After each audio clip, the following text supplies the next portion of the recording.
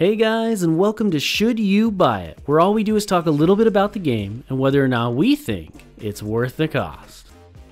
This is a real battlefield, but don't be alarmed. We're perfectly safe at the moment.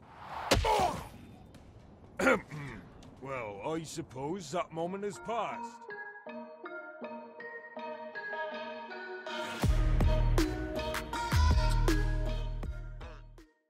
In this episode, we'll be playing Mordhau, the competitive multiplayer medieval combat game where the combat may look simple, but in truth is actually very in-depth. Now, the first question that we always cover in these videos is what stage of development is the game in? In this case, Mordhau is currently in full release and available on PC for $30. So what exactly is Mordhau? Well, Mordhau is one of the more competitive medieval combat style games currently on the market. Granted, it does have its own fair share of issues and imbalances. When you compare it to things like Chivalry 2, the combat seems to be much more focused around player skill. Mordhau also has a few different game modes available for you to experience. Each of these game modes fall into either the quick play, ranked, or custom lobbies categories. The first and arguably one of the most played ones is the quick play game mode, which consists of 4 different sub-game modes. The first one you have is Invasion, which seems to be the most popular and would see you push for objectives or defend objectives, depending on which team you spawn on. These objectives are things like burning down tents, destroying water wheels, and firing catapults. This usually plays out in a 48 to 64 player lobby, so there will always be more meat for you to cut through. The second game mode in the quick play section is very similar, yet also different. This is the frontline game mode, in which once again you will fight in a 48 to 64 player lobby with 2 teams in a tug of war revolving around capturing, defending, and pushing objectives. This plays out differently because there is no attack or defense because both teams are trying to push the same objective.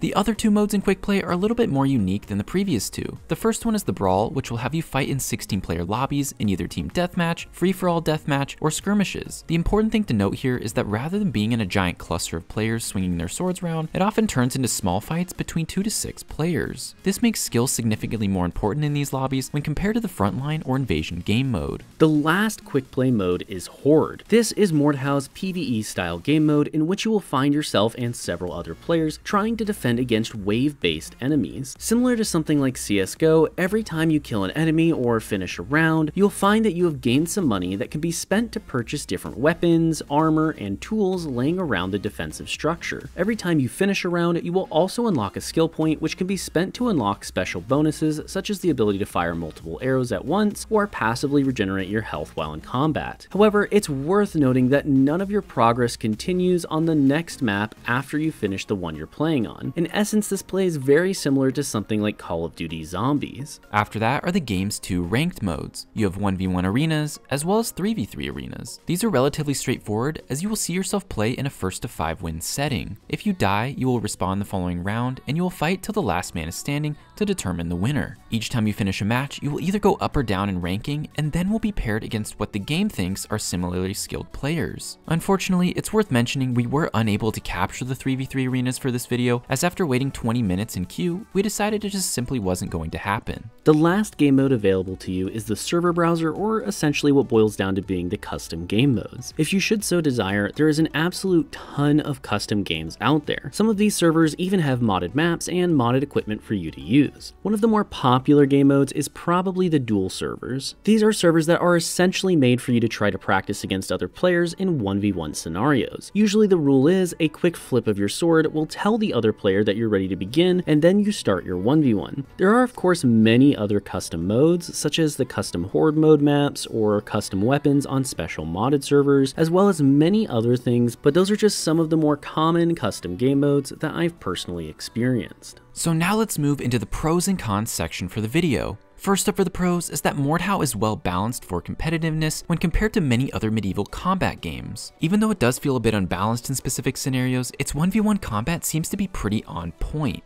No pun intended.